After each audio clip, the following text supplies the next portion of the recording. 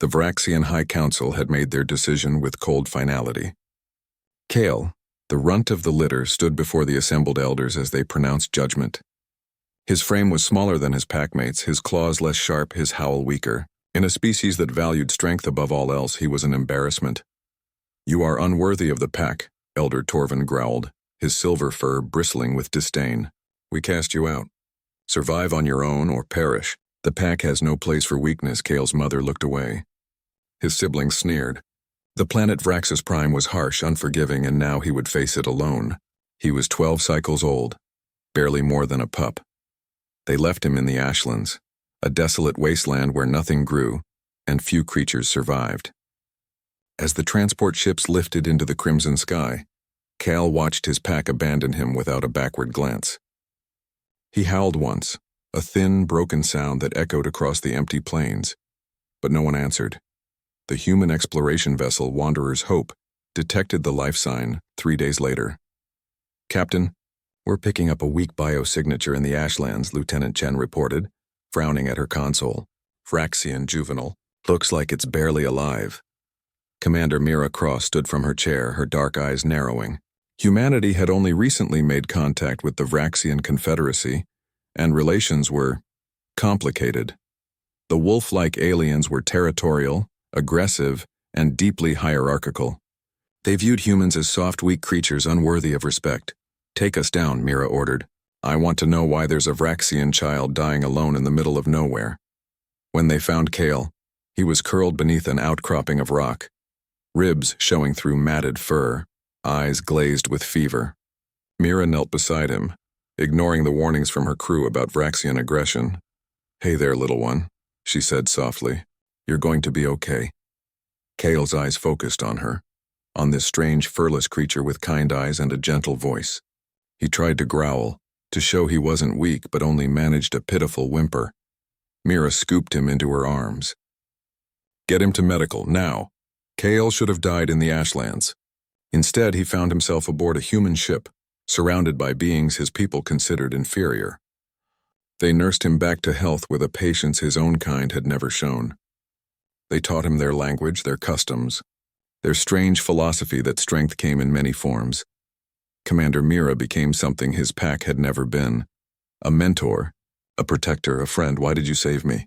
Kale asked one night, months after his rescue. His standard was still accented, but improving. "Your kind knows mine despises you." Mira smiled, setting down her datapad. "Because leaving someone to die when you can help them isn't strength, Kyle. It's cowardice. Real strength is protecting those who can't protect themselves." It was a concept foreign to Vraxian culture, but as Kale grew aboard the Wanderer's Hope, as he trained with human soldiers and learned human tactics, he began to understand. Humans didn't abandon their weak. They adapted, they innovated, they endured, and they never, ever gave up. 10 years passed. The Vraxian Confederacy, emboldened by their military might, had begun aggressive expansion into human territory. Colony after colony fell to their ruthless assaults. The Galactic Council remained silent. Few species wanted to provoke the Vraxian war machine. Kale stood in the command center of the Indomitable, flagship of the newly formed Human Vraxian Alliance fleet. He was no longer the scrawny pup abandoned in the Ashlands. He stood tall, his frame muscled from years of training, his eyes sharp with intelligence and purpose.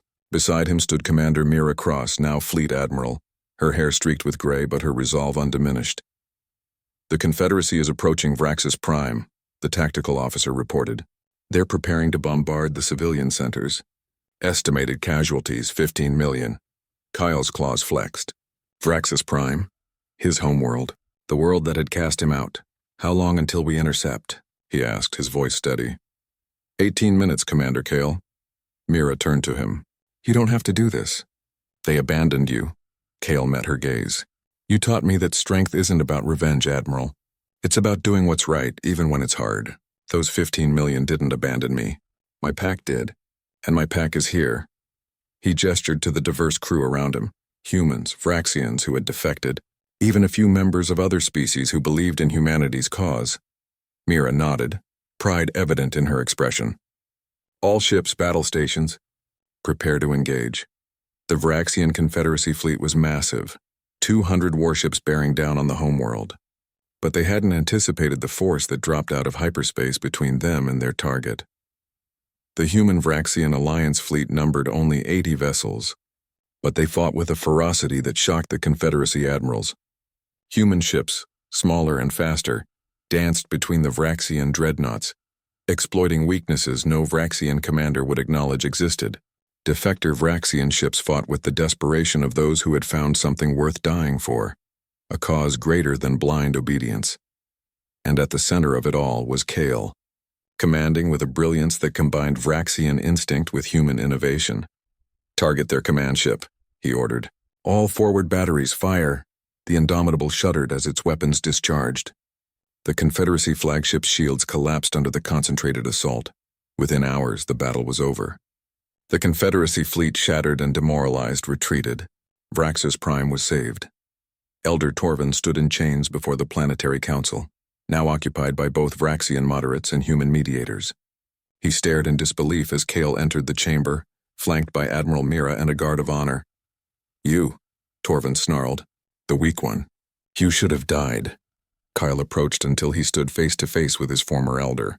"You taught me that the pack values strength above all else," he said quietly. "You were right, but you were wrong about what strength means." He gestured to the displays showing the saved cities, the celebrating crowds, the ships bearing medical supplies and reconstruction equipment. "This is strength, Elder, not the strength to destroy, but the strength to protect, not the strength to dominate, but the strength to unite. The humans taught me that, and now the pack will learn it too." Torvin's ears flattened in shame and rage, but he had no response. Kyle turned to leave, then paused. "You forsook the smallest cub because you thought him weak. But I returned with an army not of conquest, but of compassion. Remember that when you wonder where you went wrong." Outside the council chambers, Mira waited. "Ready to go home, Commander?" Kyle looked up at the stars where human and Vraxian ships now patrolled together. "I'm already there, Admiral." "I'm already there."